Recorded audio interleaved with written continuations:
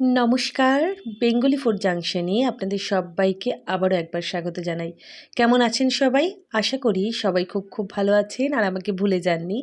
শরীর অসুস্থ থাকার জন্য কিছুদিন ভিডিও দিতে পারিনি, তবে আজ নববর্ষ, তাই এই নববর্ষের প্রাক্কালে সবাইকে অনেক অনেক শুভেচ্ছা ও ভালোবাসা। আশা করি সবার এই বছরটা খুব ভালো যাক। আর নববর্ষের এই সুন্দর দিনে একটি দারুণ সুন্দর মেনু হবে না, তা কী করে হয়? চলুন, আজকে আমি আপনাদের রান্না করে দেখাচ্ছি মাটনের ঝোল, একদম কচি পাঁঠার ঝোল, যেটি খেতে কিন্তু দারুণ হয়। আমরা অনেকেই বিয়েবাড়ি বা অনুষ্ঠান বাড়ি অনেক জায়গাতেই মাটন খাই, কিন্তু বাড়ির এই মাটনের স্বাদ কিন্তু অসাধারণ। তাই চলুন দেখে নিন কিভাবে আপনারা খুব সহজেই এই মাটনটি তৈরি করবেন। এইখানে আমি 800 গ্রাম মতো মাটন নিয়েছি। মাটনটি ভালো করে আমি ধুয়ে নিয়েছি।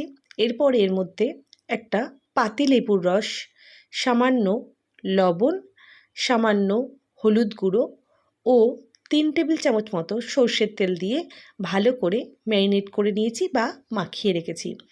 আমি আগে আপনাদের মাটন দেখিয়েছিলাম, সেটি প্রেশার কুকারে, কিন্তু আজকে আমি পুরোপুরি একটি কড়াইতে মাংসটি রান্না করে দেখাবো, কোনো প্রেশার কুকার ছাড়াই। এত সুন্দর নরম হবে মাংসটি, আপনারা একবার ট্রাই করবেন। মাংস ম্যারিনেট করার পর আমি ঢাকা দিয়ে মিনিমাম আধা ঘন্টা রেখে দিয়েছিলাম। এরপর এই মাটনের সাথে আমি দেখুন আলু আর পেঁপে গোট করে কেটে নিয়েছি পেঁয়াজ। এখানে আমি 5টা বড় সাইজের পেঁয়াজ কুচিয়ে নিয়েছি। এর সাথে ফোড়নের জন্য তেজপাতা, গোটা জিরে, এর সাথে হলুদ, গোটা গরম মশলা, লবণ, একটা ছোট্ট টমেটো কুচি, আদা, রসুন, কাঁচা লঙ্কা। এর সাথে নিয়েছি 1 টেবিল চামচ মতো চিনি, হাফ চামচ মতো ধনে গুঁড়ো, হাফ চামচ মতো জিরে গুঁড়ো ও সর্ষের তেল। প্রথমেই বলি, মাংসটি কিন্তু আমি খুব কম তেলে রান্না করব। এরপর আমি আদা, রসুন ও কাঁচা লঙ্কার একটি পেস্ট বানিয়ে নিচ্ছি। সামান্য জল দিয়ে আমি একটি ভালো পেস্ট বানিয়ে নিলাম। আপনারা চাইলে শিলনোড়াতেও বেটে নিতে পারেন। এই দুপুরবেলায় খাসির মাংসের পাতলা ঝোল, তার সাথে গরম ভাতে অসাধারণ লাগে খেতে। আর বাড়িতে মাটন আনলেই আমার কেন জানি না এই পাতলা ঝোলটাই খেতে বারবার মন চায়। এরপর পাত্রে তেল গরম করে আমি আলু ও পেঁপেটি সামান্য হলুদ নুন দিয়ে হালকা করে ভেজে নেব। পেঁপে কিন্তু আমি সেদ্ধ করব না, এখানে কিন্তু আমি হালকা ভেজে নিচ্ছি। খুব হালকা করে ভেজে নেওয়ার পর আমি পেঁপে আর আলুটা তুলে নিচ্ছি। এরপর আরেকটু সামান্য তেল দিয়ে ওর মধ্যে ফোড়ন হিসাবে আমি গোটা জিরে ও তেজপাতা, গোটা গরম মশলাগুলো দিয়ে দিলাম। এরপর হাফ টেবিল চামচ মতো আমি চিনি দিয়ে দিচ্ছি, যাতে মাংসের ঝোলের কালারটি খুবই সুন্দর আসে। চিনিটা একটু নাড়াচাড়া করে নেব, যাতে তেলের মধ্যে চিনিটা ভালো করে মিশে গিয়ে ক্যারামেলাইজ হয়ে যায়। চিনিটা গলে গেলে এরপর আমি কেটে রাখা পেঁয়াজটি দিয়ে দেব। এই মাংসটি রান্না করতে মোটামুটি 1.5 ঘন্টার ওপরে সময় লাগবে, যেহেতু মাংসটি পুরোপুরি জলের মধ্যে সেদ্ধ হবে, কোনো প্রেশার ছাড়াই। আর মাংসটি যেহেতু খুবই সুন্দর, তার জন্য খুব তাড়াতাড়িও সহজে নরম হয়ে গিয়েছে। পেঁয়াজটি হালকা ভাজার জন্য আমি এখানে সামান্য হলুদ লবণ দিয়ে দিলাম, যাতে পেঁয়াজটি খুব সহজেই নরম হয়ে গিয়ে লাল হয়ে যায়। এরপর ঢাকা দিয়ে মিডিয়াম ফ্লেমে পেঁয়াজটি আমি ভেজে নিচ্ছি। দেখুন পেঁয়াজ মোটামুটি ভাজা হয়ে গিয়েছে। এরপর আমি পেস্ট করে রাখা আদা, রসুন ও কাঁচা লঙ্কাটি এর মধ্যে দিয়ে দিচ্ছি। আপনারা আপনাদের ঝালের পরিমাণ অনুযায়ী এখানে লঙ্কা ব্যবহার করতে পারেন, তবে আমি এখানে কাঁচা লঙ্কা ও পাকা দুটো লঙ্কাই ব্যবহার করেছি। এরপর ভালো করে মশলা কষিয়ে নিচ্ছি। দিয়ে দিচ্ছি সামান্য হলুদ গুঁড়ো, আর এর সাথে যেগুলো নিয়েছিলাম আমি হাফ চামচ মতো ধনে গুঁড়ো ও হাফ চামচ মতো জিরে গুঁড়ো।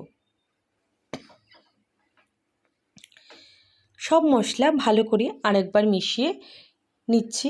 এরপর আমি কেটে রাখা একটা টমেটো এর মধ্যে দিয়ে দিলাম। সামান্য জল দিয়ে দিলাম, যাতে মশলাটি তলায় লেগে না যায়। ভালো করে আরও একবার কষিয়ে নিচ্ছি।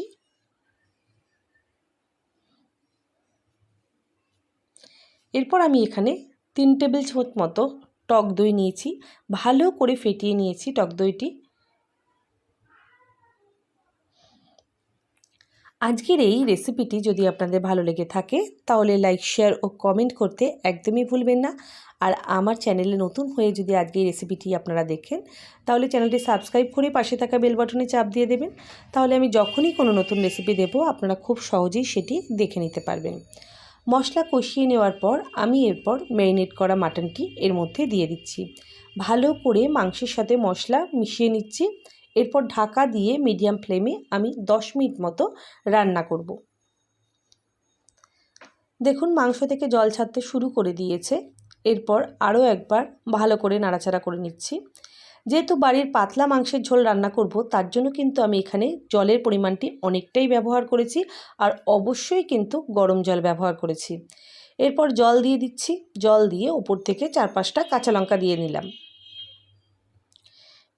এরপর এই মাটনটি আপনারা ঢাকনা দিয়ে মোটামুটি আধা ঘন্টার জন্য রান্না হতে দিতে হবে।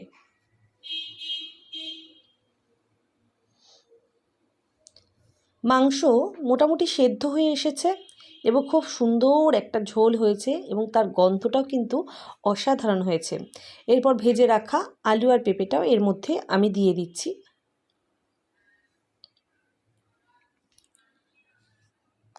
ব্যাস, মাংস আমাদের রেডি হয়ে এসেছে। এরপর নামানোর আগে সামান্য গরম মশলা দিয়ে দিলাম।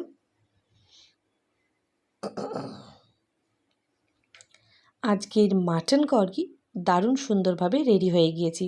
আশা করি আপনাদের খুব ভালো লাগবে, আর দেখেই কীরকম জিভে জল আসছে তাই না? তাহলে অবশ্যই একবার বানিয়ে ফেলুন, আর কমেন্টে অবশ্যই জানাবেন কেমন লাগলো আজকের এই মাটন কারি। সবাইকে অসংখ্য ধন্যবাদ ভিডিওটি দেখার জন্য। সবাই ভালো থাকবেন, সুস্থ থাকবেন। শুভরাত্রি।